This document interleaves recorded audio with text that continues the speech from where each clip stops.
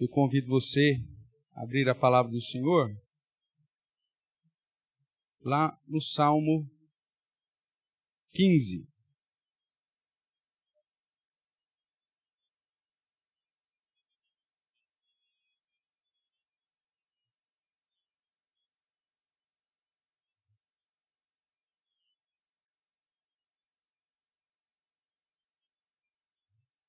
Nós temos estudado aí sobre o homem, criação, né? Antropologia bíblica. E uma das maiores dificuldades quando nós tratamos da questão do homem, da relação do homem com Deus, é o equilíbrio entre a soberania de Deus e a responsabilidade humana. Nós vamos verificar pelas Escrituras que o homem natural, ele nasce em condenação, ele nasce, portanto, sujeito à ira e à justiça de Deus, mas isso não isenta da responsabilidade dele em agir corretamente com o padrão que Deus estabeleceu. E mesmo depois da graça, quando nos alcança e nos traz para Cristo e nos conduz ao conhecimento da verdade, também isso não isenta o fato de estarmos salvos em Cristo Jesus e garantidos pela obra que o Senhor Jesus já realizou em nós, também não isenta a nossa responsabilidade de agirmos como cidadãos dos céus. Por isso, o Salmo 15 é um salmo que nos adverte quanto a essa postura, não para a salvação, mas como demonstração da nossa responsabilidade diante do Senhor. Vamos ler, portanto, então, o Salmo 15, que nos diz assim, todos juntos? Salmo de Davi, diz assim a palavra do Senhor. Quem, Senhor, habitará no teu tabernáculo? Quem há de morar no teu santo monte? O que vive com integridade e pratica a justiça, e de coração fala a verdade. O que não difama com sua língua, não faz mal ao próximo, nem lança injúria contra o seu vizinho. O que a seus olhos tem por desprezível ao réprobo, mas honra aos que temem ao Senhor. O que jura com dano próprio e não se retrata. O que não empresta o seu dinheiro com usura, nem aceita suborno contra o inocente. Quem desse modo procede, não será jamais abalado. Salmo 15 nos traz um sentimento, irmãos, estranho, ao mesmo tempo de nos colocar aqui um patamar esperado pelo Senhor, para que nós estejamos buscando a cada dia glorificar o nome de Deus, exaltar ao Senhor, andar de acordo com um padrão ético, segundo os princípios morais que o próprio Deus estabeleceu. O Salmo também nos apresenta a seguinte realidade quando, de fato, lemos cada uma dessas exigências sendo verdadeiros no nosso coração. É como se nós lêssemos, Davi nos apresenta aqui algumas posturas que devemos ter, e aí ele diz, viver com integridade, praticar a justiça, falar a verdade, não difamar, não lançar injúria, reprovar aquele que é reprovável e exaltar aquele que teme ao Senhor, não emprestar o dinheiro com usura, ou seja, não aproveitar das situações adversas para ter lucro ou ter benefício. E aí a gente vai lendo isso e fala assim, eu acho que não dá para habitar no tabernáculo, e eu acho que não vai dar para subir ao monte, porque todos nós estamos, de alguma forma, irmãos, como a própria lei do Senhor nos apresenta, contrários ao padrão de Deus. E é nesse sentido que o apóstolo Paulo, em Romanos, vai dizer que a lei, e apresentando não só o princípio moral, mas também o Antigo Testamento, que é o que eles tinham na época, diz, olha, o objetivo da lei é calar a nossa boca diante de Deus, para que todos compreendam que não existe um justo sequer. E que se não existe um justo sequer, não há solução em nós. E somente quando nós identificamos que não há solução em nós, é que então as Escrituras nos revelam a respeito da luz de Cristo Jesus. Mediante a obra de Cristo Jesus, Ele na cruz do Calvário pagou a nossa dívida e de graça agora, e pela graça, aplica essa sobre nós, para que, mesmo não tendo condições nenhuma de alcançarmos o padrão que o próprio Deus estabeleceu, em Cristo, nós podemos assim ter a certeza da salvação. Agora, isso não nos isenta de agora, vivificados em Cristo, de lutarmos para a prática do padrão que Deus espera de nós. Mesmo cientes que é uma luta constante, como nova criatura que sou em Cristo Jesus, então eu vou lutar para viver em integridade, para praticar a justiça, para falar a verdade, para não difamar, para não deixar de admoestar o réprobo e ao mesmo tempo de motivar o que teme ao Senhor, de não emprestar no meu dinheiro a usura, nem aceitar suborno contra o inocente, ou seja, não agir de uma maneira leviana. E aí, dentro daquilo que pesa sobre mim como nova criatura em Cristo, essa luta passa a ser, então, algo real, mas constante. O cristão ele não vai viver uma perspectiva de tranquilidade em relação à luta contra o pecado. Essa luta vai ser constante, todos os momentos. E ela precisa ser, inclusive, uma luta onde eu tenha uma postura intencional. Por isso que nós temos trabalhado nesses últimos tempos, e toda vez que nós referimos a pecado, eu chamo a sua atenção para o fato de que o nosso pecado ele tem nome e sobrenome. E que, como cristãos, não devemos simplesmente colocar tudo num balaio, como a maioria das pessoas fala, Senhor, perdoe os meus pecados. Nós sabemos quais pecados nós temos cometido constantemente. Ele tem nome.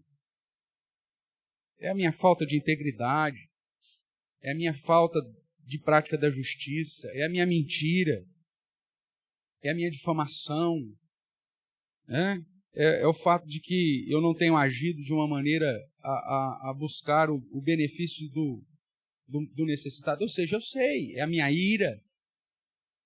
E eu preciso, então, ciente disso, buscar em Deus, uma vez que eu fui alcançado pela salvação, em lutar contra isso. Porque mesmo ciente de que a minha obra não me garante a salvação, mas pelas Escrituras, o fato de saber que eu fui salvo em Cristo, eu preciso agora viver de maneira que o exalte, que o engrandeça. E essa é a luta do homem, irmãos. Esse homem que nós temos estudado aqui, e em especial, a luta do homem que já foi alcançado por Cristo Jesus. A pior coisa que nós podemos fazer como cristãos é pensar que está tudo bem. E que Jesus já morreu na cruz por nós, a salvação já nos é garantida, então eu não preciso preocupar muito com a minha vida de santidade, de confissão de pecados, de chegar diante do meu Deus e de dizer claramente, Senhor, Pai, eu preciso de ajuda nesse sentido. Pai, eu estou reclamando demais. Senhor, eu estou irado demais. Senhor, eu estou com raiva. Senhor, eu estou tratando mal as pessoas. Me ajude. E buscar nas Escrituras o que eu posso fazer para vencer essas inclinações que todos nós temos. Aquilo que eu tenho falado também em outros momentos, né? Quando nós estudamos sobre a graça de Deus, que quanto mais eu conheço da graça revelada nas Escrituras, mais eu me coloco em submissão e dedicação ao Senhor. Quanto menos eu conheço da graça, eu vivo em desgraça. E eu não estou falando do ímpio, porque o ímpio não tem conhecimento nenhum da graça.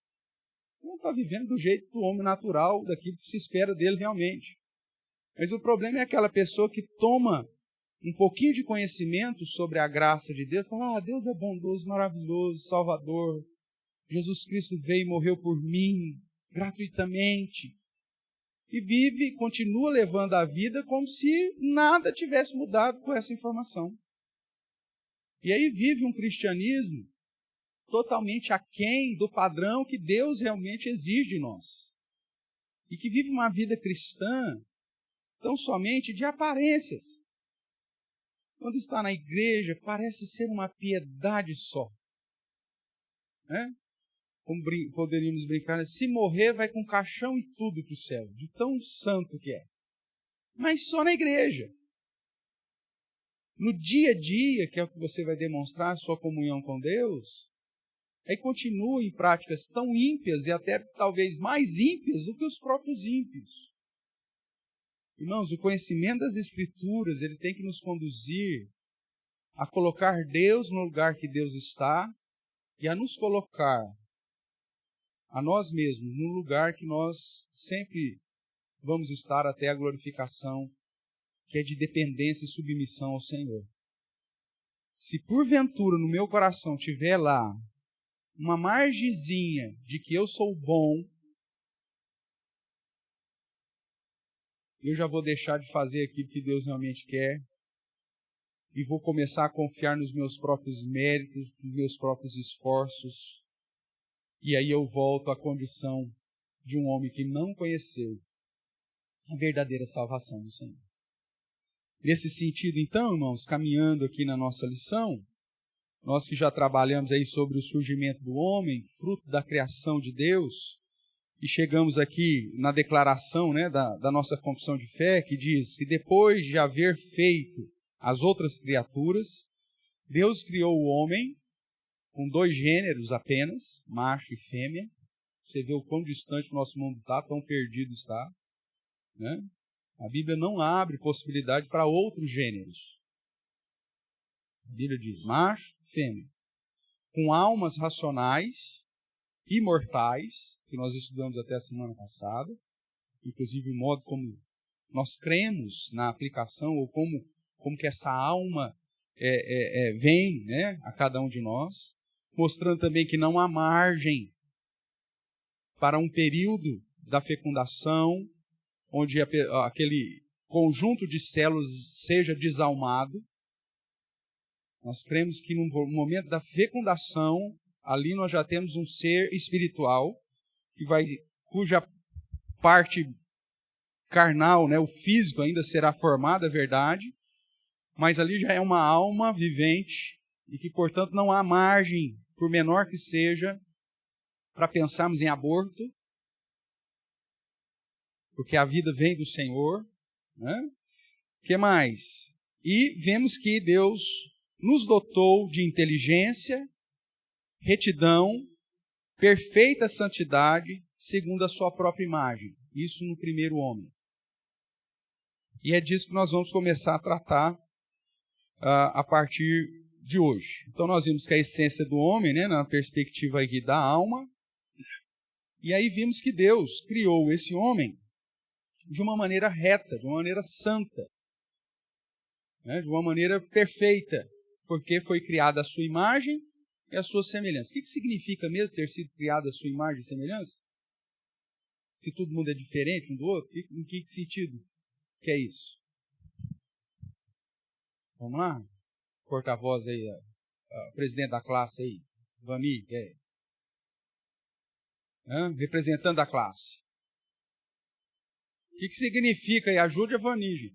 O que significa ser criado à imagem e semelhança de Deus? É que Deus compartilhou conosco o quê? Alguns? Gente, vocês vão fazer eu passar vergonha com a Isaura aqui. A Isaura vai pensar, nossa, hoje o fim na igreja foi todo mundo pela primeira vez. Ninguém sabia nada. A imagem e semelhança é porque Deus compartilhou conosco alguns atributos. E isso, no contexto de Adão e Eva, esses atributos eram perfeitos.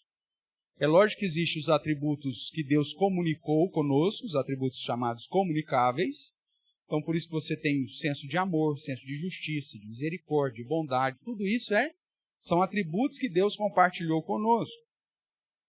E existem os atributos pertencentes somente ao Senhor, os não comunicáveis.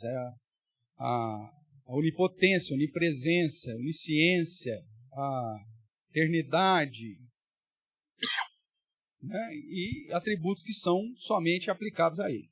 Por isso, quando Ele nos criou a sua imagem e semelhança, Ele nos deu tais atributos, que nos fez, então, a sua imagem e semelhança, inclusive a inteligência, nos dotou de inteligência, é fruto do quê? Desse atributo que Deus nos deu.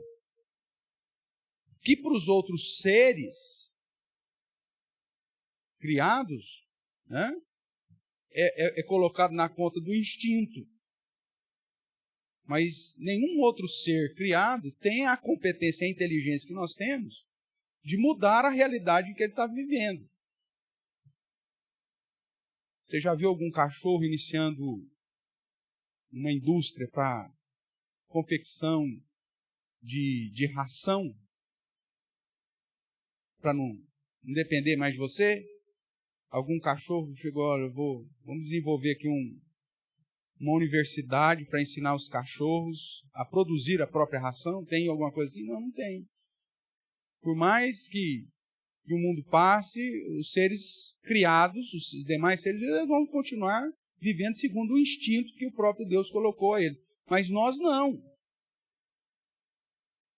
A nós nos foi dada a inteligência. E por isso que nós estamos aí avançando. E é como se o pai, né, olha para a criança e começa a passar alguns ensinamentos para a criança, alguns detalhes, e aí vê a criança se desenvolvendo e aprendendo aquilo que o pai está ensinando, e o pai fica assim, o menino está ficando bom.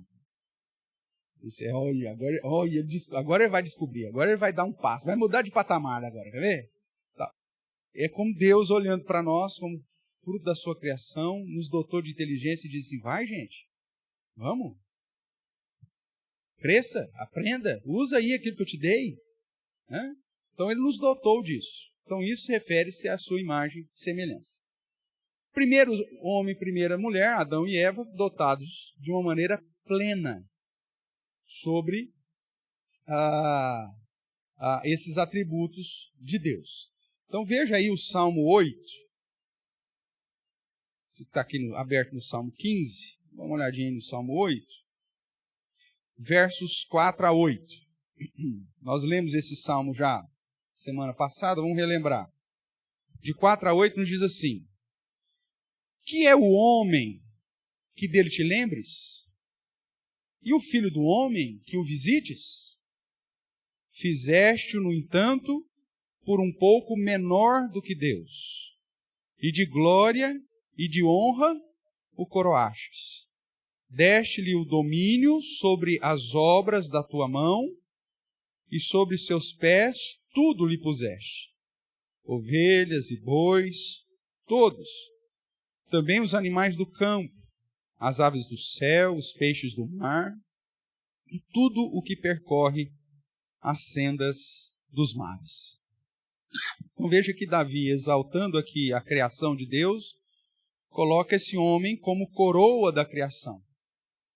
Ele está abaixo de Deus, porém acima de toda a obra da criação. O ser humano, ele foi dado a ele, inclusive, um mandato cultural de dominar e sujeitar todas as coisas. Ok?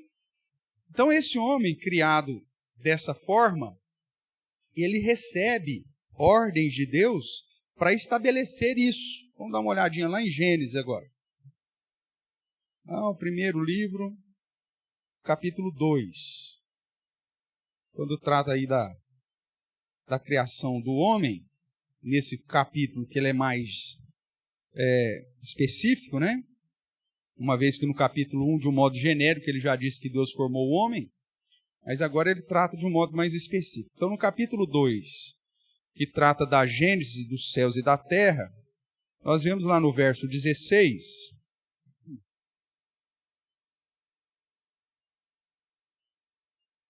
Vou ler o 15, para fazer mais sentido aí na perícope, aí no início da perícope. Está com a letrinha maiúscula aí preta aí, para você identificar o início da perícope. Então, tomou, pois, o Senhor Deus ao homem e o colocou no jardim do Éden, para fazer o quê? para cultivar e guardar. E o Senhor Deus lhe deu esta ordem: de toda árvore do jardim comerás livremente, mas da árvore do conhecimento do bem e do mal não comerás, porque no dia em que dela comeres, certamente morrerás. Certamente morrerás. Só que nós sabemos pela história e pelo registro histórico que no capítulo 3, nós vemos aí que Adão e Eva acabam desobedecendo essa ordem explícita. Era uma ordem simples, irmãos. E eles desobedeceram essa ordem explícita. E o Senhor vai dizer assim para Eva, lá no capítulo 3, verso 13. Disse o Senhor Deus à mulher: que é isso que fizestes? Respondeu a mulher: a serpente me enganou e eu comi. Então veja, ela desobedeceu aquilo que Deus estava estabelecendo, havia estabelecido. Então nós temos aqui, irmãos, um divisor de águas para o entendimento da realidade do homem. Por que o homem morre? Por que o homem sofre? Por que o homem... Nós vivemos um mundo de desigualdade, de injustiça, né? Ou até para responder, se existe um Deus bom, por que tem tanta maldade desse mundo? Assim que a pessoa fala? Se Deus é bom, falando aqui no interior, se fosse lá na capital, então se Deus é bom, né? Não é que para nós é bom. Então se Deus é bom, por que acontece tanta coisa ruim? A explicação está na própria história da criação do homem. Deus havia dado a ele, criado a ele a sua imagem e semelhança, dado a ele atributos em perfeito estado, inteligência, retidão, santidade, mas deu ao homem uma escolha de obedecer ou não, quanto ao quê? Ao conhecimento do bem e do mal. E tem uma expressãozinha aqui, no capítulo 2, na verdade no capítulo 3, que mostra, de certa forma, qual que foi a grande intenção do homem quando ele resolveu pecar, né? Ou da mulher pecar. No capítulo 3, que vai tratar da queda do homem e dessa artimanha de Satanás para enganá-los, ele vai dizer assim, no verso 4, então a serpente disse à mulher: é certo que não morrereis. Na verdade, o que o diabo fala aqui? Ele usa uma meia-verdade, né?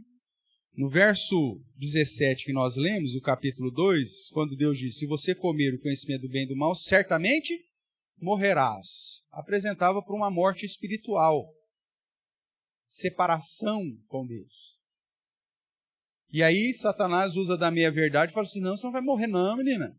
Que é isso? Oxe! Come lá a fruta deliciosa.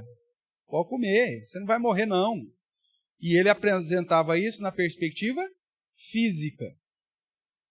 Não ia ser uma morte instantânea, né? Fisicamente falando. Mas era espiritual. E ele continua dizendo, verso 4, né, que eu estou.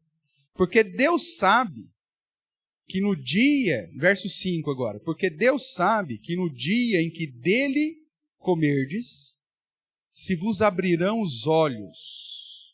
E, é isso aí que é a grande questão. E, o que está escrito aí? Como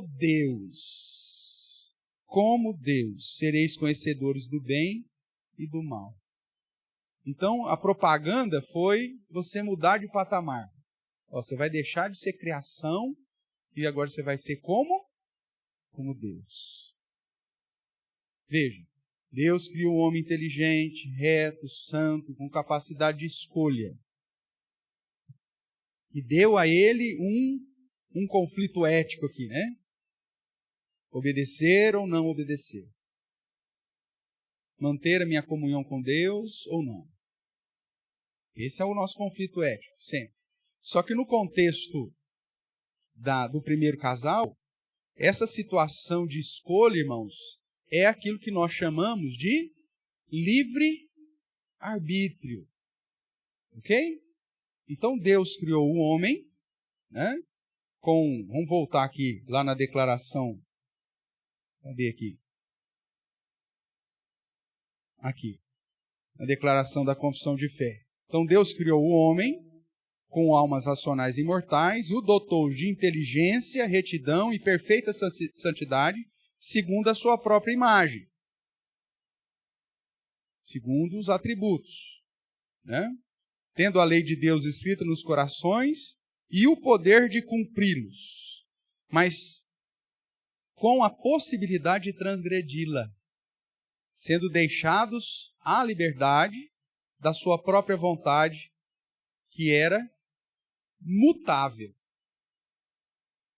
Deus não compartilhou conosco o atributo da imutabilidade. Esse atributo é um atributo divino. Deus não muda.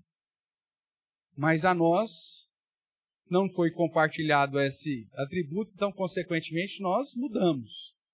E aí, na criação, nós vemos, então, que Deus deu a esse homem a capacidade, a liberdade de fazer a sua própria vontade. E aqui é essencial nós definirmos, então, o que significa livre-arbítrio. Livre-arbítrio é a capacidade de escolha que temos contrário à nossa essência. O homem aqui conhecia o mal nesse momento da história? Nesse momento da história, quando Deus criou Adão e Eva, ele conhecia o mal? Não. Ele não era ainda conhecedor do bem e do mal. Veja aí, volte os seus olhos de novo para o verso de número 5.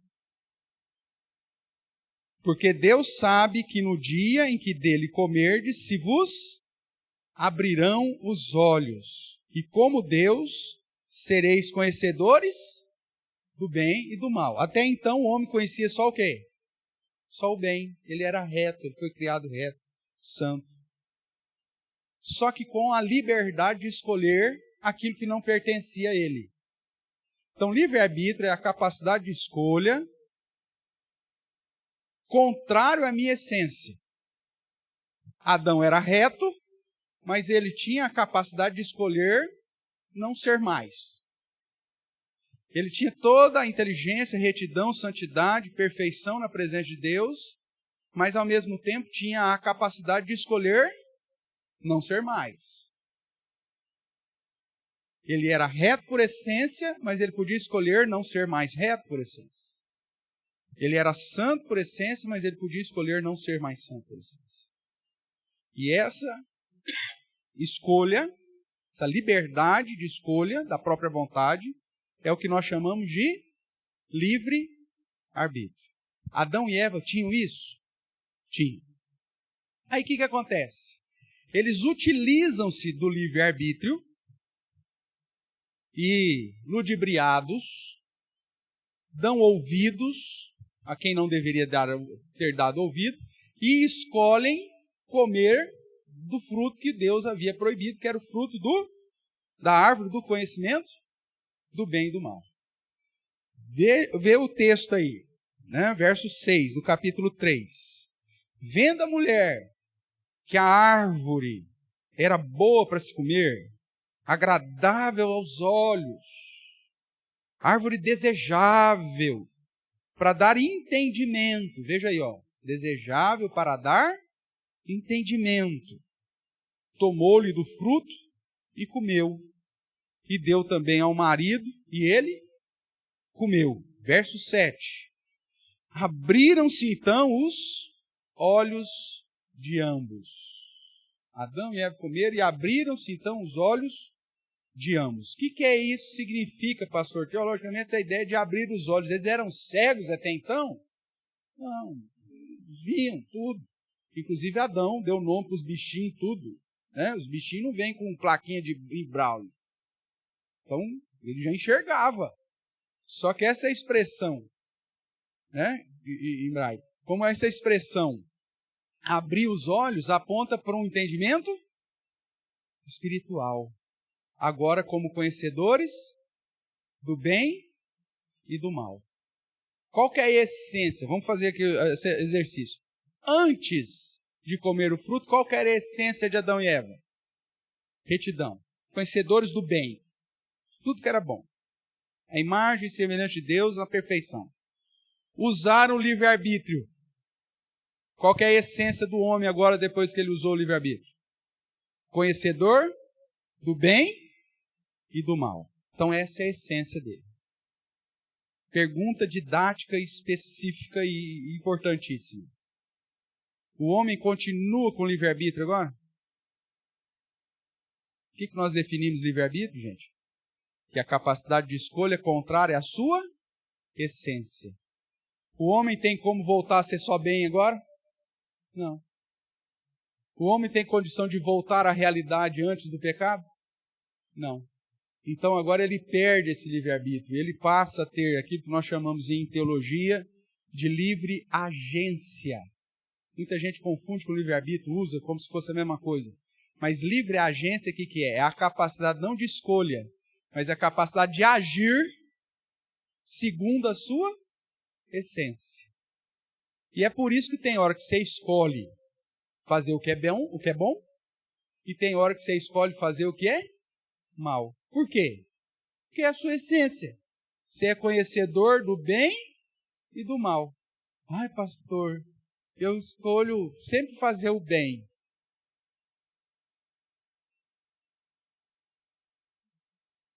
A Bíblia já diz que aquele que diz que não tem pecado é mentiroso. Então, obrigado por confirmar aquilo que eu já sabia. Quando você diz, ai pastor, eu só faço bem, eu sou uma pessoa tão bonzinha, nunca matei, nunca roubei, nunca bati na minha mãe por causa de mistura. Não importa. A Bíblia diz que nós, agora, descendentes de Adão e Eva, uma vez que a essência dos nossos primeiros pais era de conhecedores do bem e do mal, toda a cria passa a ser agora o quê? Conhecedores do bem e do mal. Não há um justo sequer. Todos pecaram e carecem da glória de Deus, vai dizer o apóstolo Paulo.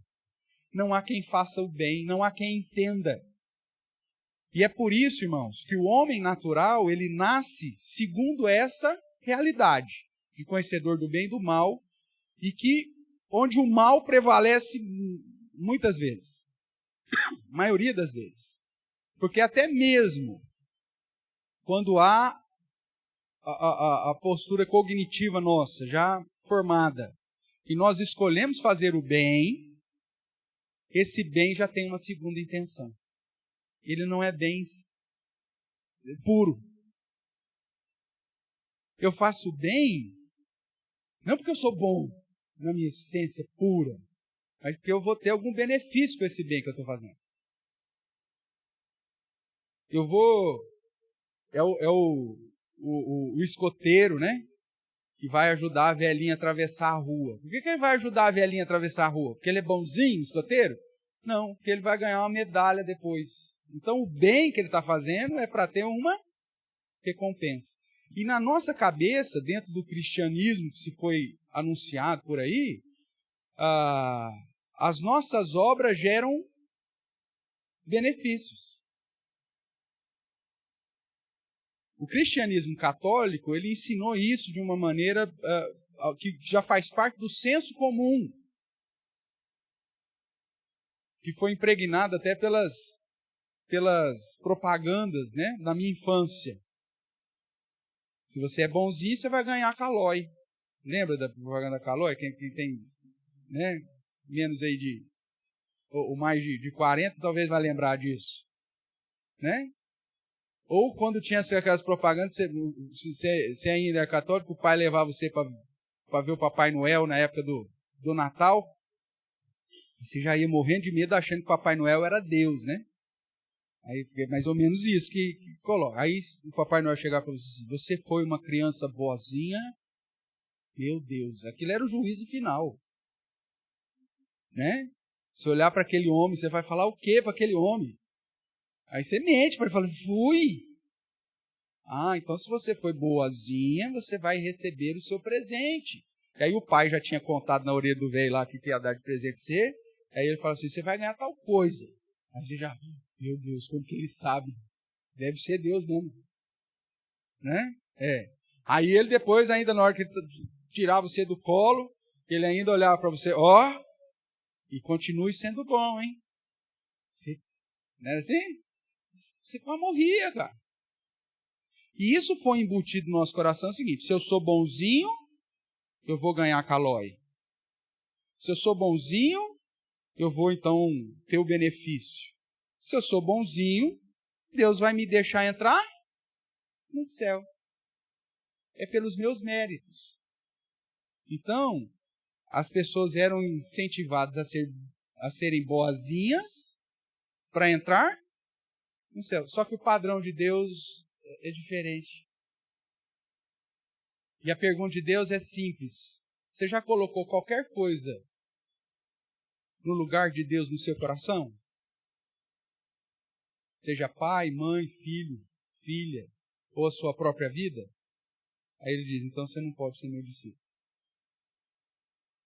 Você já cultuou qualquer coisa além de Deus no seu coração? Seu bem. Tem gente que fica extremamente aborrecido com os bens materiais. Assim? Fiz embelezamento no meu carro. Aí estava andando pela avenida, e o infeliz de um pombo passou.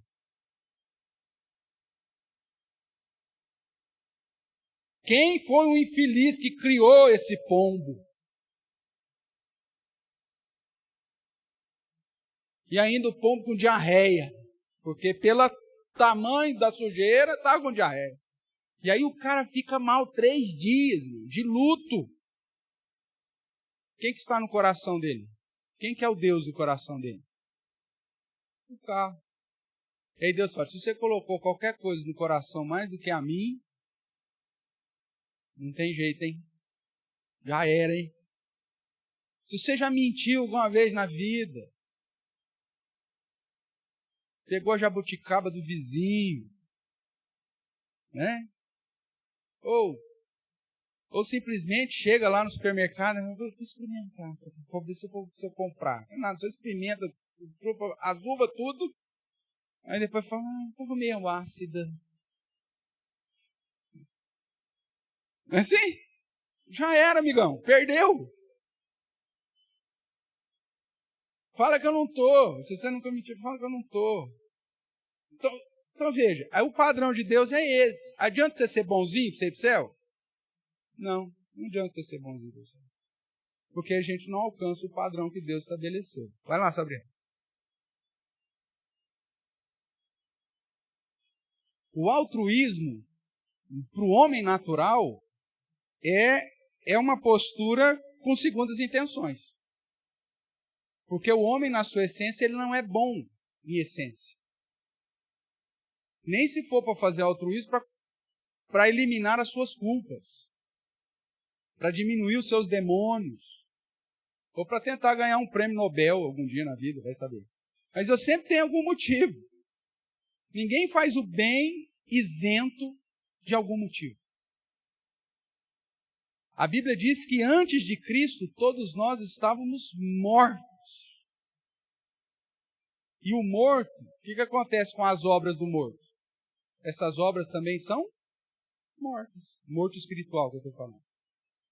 A solução, então, para uma centelha de bem é somente para aqueles que receberam a nova vida, que ressuscitaram em Cristo Jesus. Nele, em Cristo Jesus, conforme o Efésios vai dizer, nós podemos realizar as boas obras, mas não as nossas.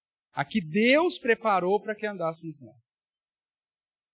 Então, se há um bem possível, isento de qualquer situação, é para aqueles que já foram regenerados em Cristo Jesus. Antes da regeneração de Cristo Jesus, a pessoa pode ser a pessoa mais bondosa que você já ouviu na vida.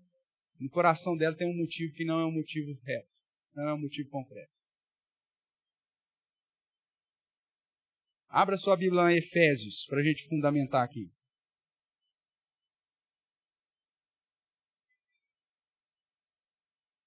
Você pega, vamos pôr na sociologia, né? Nós estamos estudando aí com o pessoal do grupo de estudo. Você pega Durkheim, um sociólogo, o pai da sociologia para alguns. Ele diz que a solidariedade é o que move a sociedade. Né? Esse é um dos princípios dele, que é o fato social. O fato social gera solidariedade. Então, quando você tem uma noção de comunidade, se alguma situação coloca essa comunidade em risco, então você tem um fato social que vai lá e a solidariedade vai gerar esse benefício e tudo mais. Aí depois os outros sociólogos já vêm e derrubam essa tese, porque a solidariedade do homem é egoísta. Ninguém é solidário por ser solidário. Ninguém é altruísta por ser altruísta. Ou eu estou tentando amenizar a minha culpa. Eu falo, nossa, eu já fui tão mal. Então deixa eu agora ajudar um pouquinho. É a própria essência, eu não vou saber aqui, talvez você me ajude, do prêmio Nobel que eu citei aqui. Depois pesquisa lá, porque eu não vou lembrar a história direito. Quem foi esse tal do Nobel? Não é Noel, hein? Nobel. Esse cara foi um cara que ele agiu a vida inteira de uma maneira que trouxe destruição para a humanidade. Aí, chegou num determinado momento da vida, ele falou assim, como que eu faço para mudar a minha imagem? Eu quero ser lembrado não pelas coisas ruins que eu fiz. Eu quero ser lembrado pelas coisas boas. O que eu faço? Perguntou lá para alguém. Aí o cara falou assim, faz o seguinte, faz um prêmio no seu nome em dinheiro, exaltando as coisas boas que os outros fazem. Já que você não fez, que os outros fazem. E aí surgiu o prêmio Nobel. Tudo aquilo que Nobel não fez, aí ele começou a pagar para os outros que fazia. E hoje todo mundo lembra do Nobel como sendo que o prêmio Nobel é uma coisa boa. Mas vai estudar um pouquinho da história desse Nobel. Todas as destruição de guerra, não sei o que, eu não vou lembrar agora exatamente, porque surgiu aqui agora, eu brinquei aqui do prêmio Nobel, eu lembrei. Mas até o Nobel, que hoje é sinônimo de um prêmio que exalta o altruísmo, a paz, né, as descobertas em benefício da humanidade, criou o prêmio com o nome dele justamente para tentar apagar um pouquinho do passado. Então, o homem natural ele não tem essa essência do bom. Então, abriu lá em Efésios, capítulo 2, né, você já está igual o Luciano, igual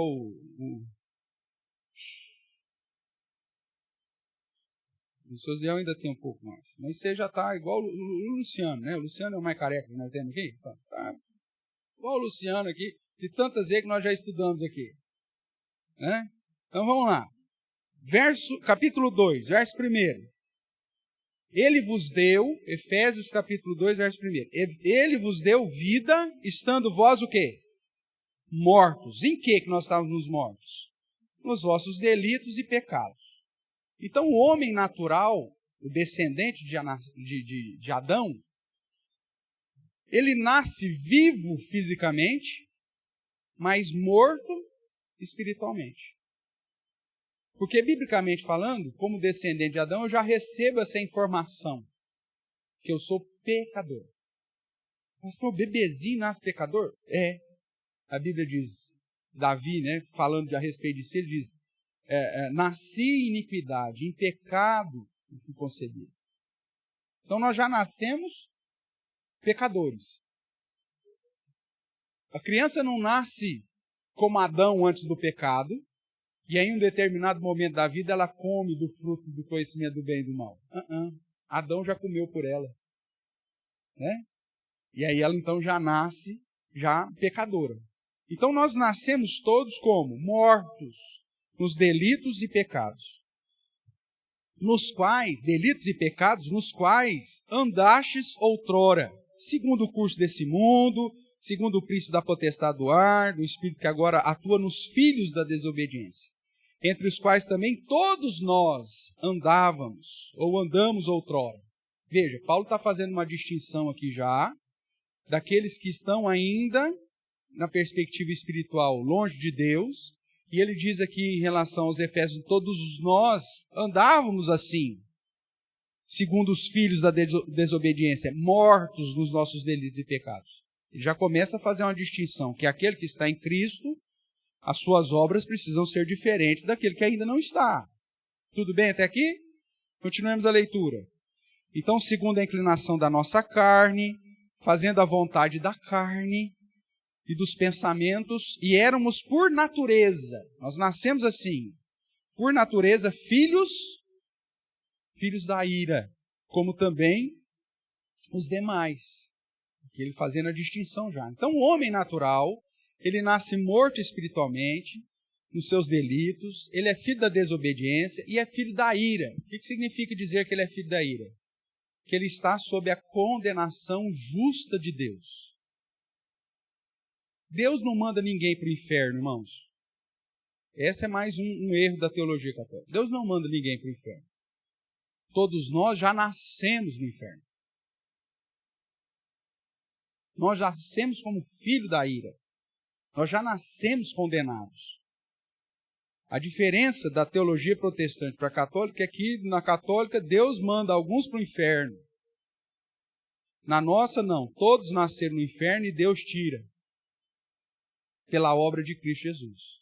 Essa é uma diferença gritante. Então, como filhos da ira, todos os descendentes de Adão, inclusive essa que virou contramão aí agora, são filhos da desobediência. São filhos da ira, já estão condenados. O que mais que ele diz aí? Mas Deus, olha aqui, esse mas aqui é fantástico. Mas, na contramão de tudo, Deus, sendo rico em misericórdia, por causa do grande amor com que nos amou, e estando nós mortos em nossos delitos, nos deu vida juntamente com quem? Com Cristo. Pela graça sois salvos. Então ele está dizendo, Deus, mesmo diante dessa realidade, que você estava morto, que não tinha nada para oferecer, que as suas obras não valiam nada, Deus, sendo rico em misericórdia, nos amou, você ainda continuando morto, e te deu vida em Cristo Jesus. Então Deus não resolveu te salvar porque tinha alguma coisa em você, ou que tinha algum bem. Olha, o fulano é mais altruísta do que o outro. Então, vem cá, filho, você é mais bonzinho. Vamos ver. Não. Porque na visão de Deus, todos são conhecedores do bem e do mal. É lógico que tem gente que vai dar muito mais ênfase na prática do mal do que na prática do bem. Mas mesmo aquele que faz algum bem, esse bem não vale nada, continua sendo obra morta. Vai motivar Deus salvá-lo? Que ele atravessou a velhinha lá mesmo a velhinha não querendo, ele falou, eu não queria, mas eu atravessei ela mesmo assim. Fiz um bem, não vai mudar. Nenhum bem que você faz vai mudar. Continue aí, então pela graça sois salvos. O verso 6. E juntamente com ele, ou seja, em Cristo, juntamente com Cristo, essa expressão é importante. Se eu estava morto, ele me deu vida, então o que aconteceu comigo? Eu fui ressuscitado. Que é outra distinção que a teologia reformada faz.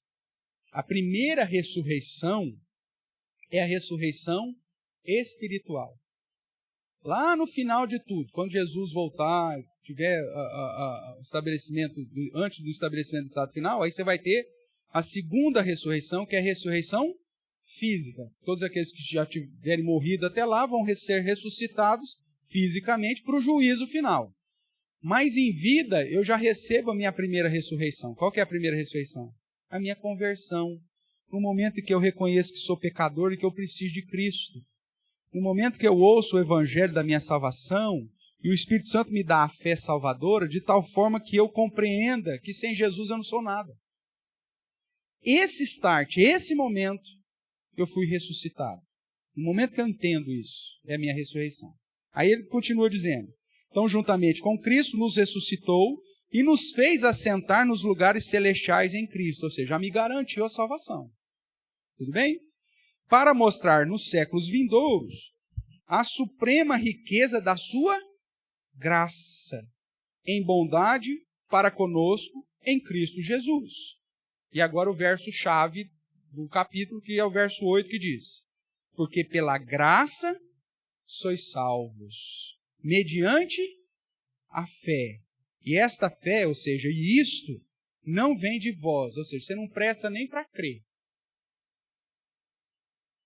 Nem para ter fé você presta. Isso não vem de vós. É presente de Deus. É dom de Deus. Eu já disse aqui que, apesar da palavra ser essa, eu acho que a tradução aqui ela poderia ser diferente, porque muita gente confunde essa fé salvadora com o dom da fé que Paulo trata lá em 1 Coríntios.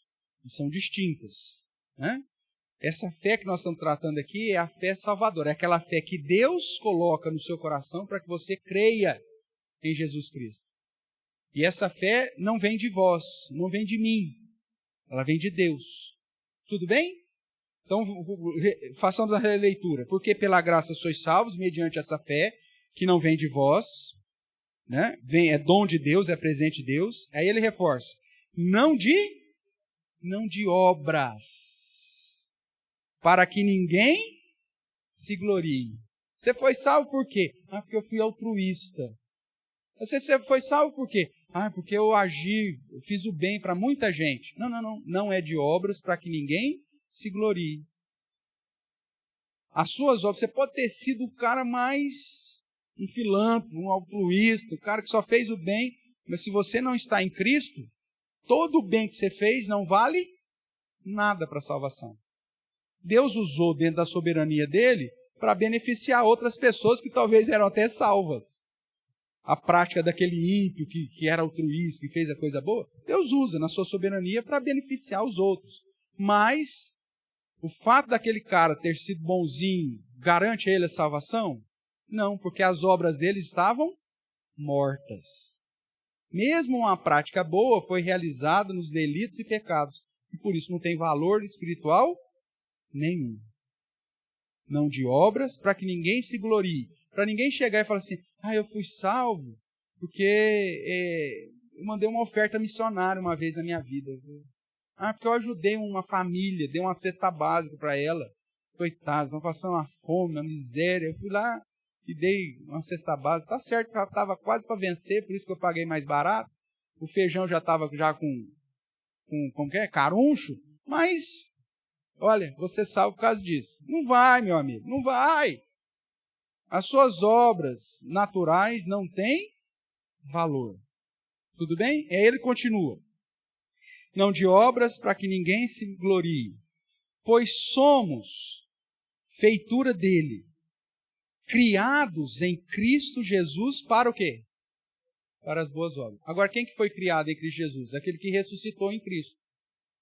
Então, aqueles que passam pelo novo nascimento, que passam pela regeneração, ou pela conversão, seja lá o nome que você queira dar aqui, são aqueles que foram ressuscitados. E que em Cristo, então, foram criados para as boas obras. E presta atenção agora no final do verso 10. As quais, ou seja, tais boas obras, as quais Deus, de antemão, preparou para que andássemos nela. Então, depois de Cristo, eu, dirigido pelo próprio Deus, pela ação do Espírito Santo em minha vida, a minha prática do bem, ela terá algum valor porque ela é feita em Cristo, para a glória de Cristo, não para a minha própria glória. Por isso que ninguém se exalta por fazer como cristão, por fazer boa obra. E é nesse sentido que Cristo, inclusive, nos ensina que aquilo que a minha mão direita fizer de bom, a esquerda não precisa nem ficar sabendo. Porque as minhas obras não é para a minha glória. As minhas obras é para a glória daquele que me salvou em Cristo Jesus.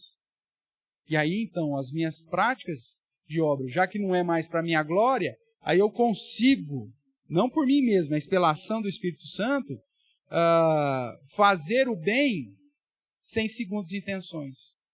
Eu faço o bem porque eu quero simplesmente exaltar o meu Deus.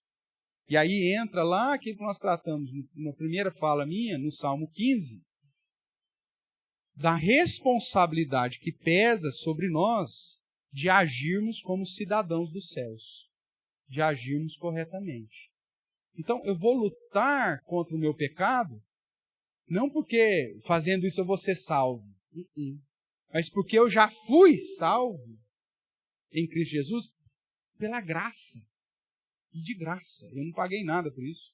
Então agora eu vou fazer isso porque eu sei que isso glorifica o Deus que me salvou. Então muda a minha cosmovisão, muda a perspectiva.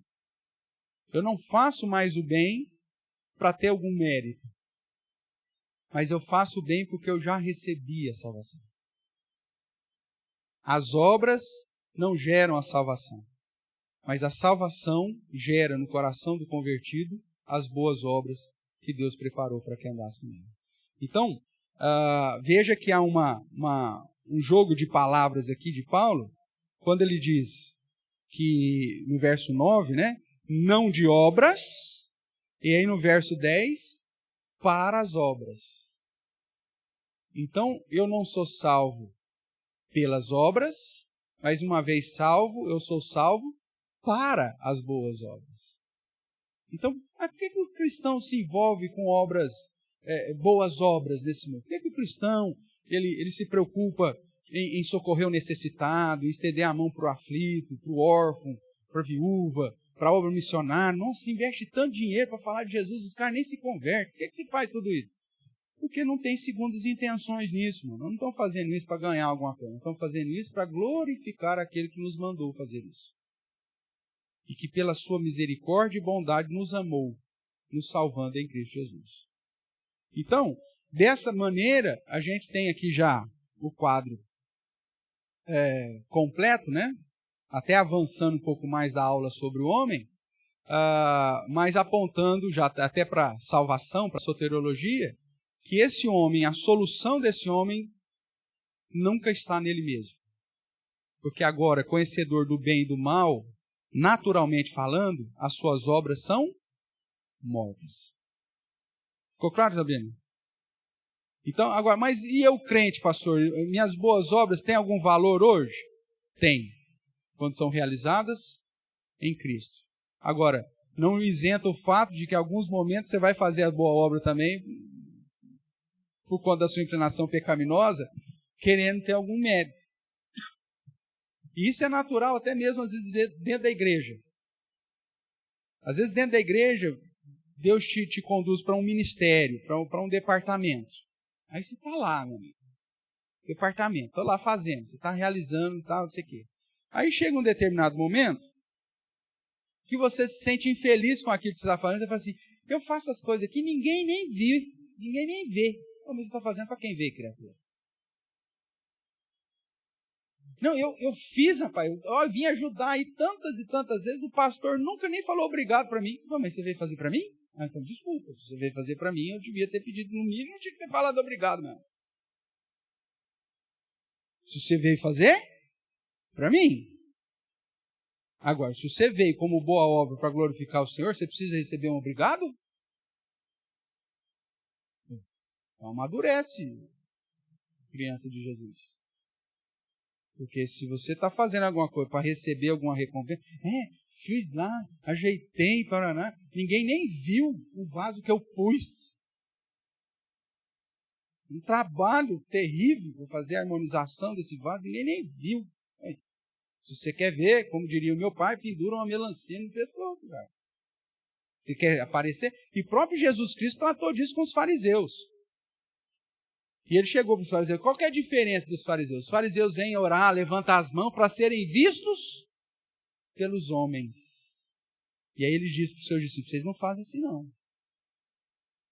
Porque o Deus que te vê em secreto, Ele vai te abençoar. Então muda completamente. Aí é mais graça ainda, né? Porque a gente não merece nada, mas o galardão na perspectiva bíblica é que Deus promete recompensar a obra dos crentes. Mais uma vez você tem aquela relação da soberania de Deus versus responsabilidade humana. Nós sabemos que as nossas obras, mesmo em Cristo, foram realizadas pela bondade de Deus. Mas Deus promete abençoar e retribuir a minha responsabilidade pessoal em fazer aquilo que Ele preparou para mim. Então veja, nós sabemos, a Bíblia diz que Deus opera em nós, tanto o querer quanto o realizar. Mas ao mesmo tempo diz que nós somos responsáveis em glorificar a Deus com as nossas obras. Então, dentro desse equilíbrio da soberania de Deus e responsabilidade humana, Deus promete, na sua soberania, mesmo sendo Ele aquele que opera em nós o querer e o realizar, em retribuir as obras que nós fizermos para a glória dEle, concedendo o galardão no estado final, quando do final de todas as coisas. Mas isso é bênção a mais, é graça a mais. Tudo bem, irmãos? Então, aqui hoje nós pintamos aí, de modo geral, né, o quadro. E agora, se Deus permitir, semana que vem não, que nós temos assembleia. Mas na outra, aí a gente começa então a pegar partes específicas desse quadro para fundamentar, ainda mais biblicamente, o porquê que o homem então pecou, qual que é a realidade desse homem, qual que é a solução para esse homem, e aí depois reforçar, inclusive, como que Deus nos salva, né? Porque uns são salvos, outros não. Então isso aí nós vamos caminhando um pouquinho mais para frente.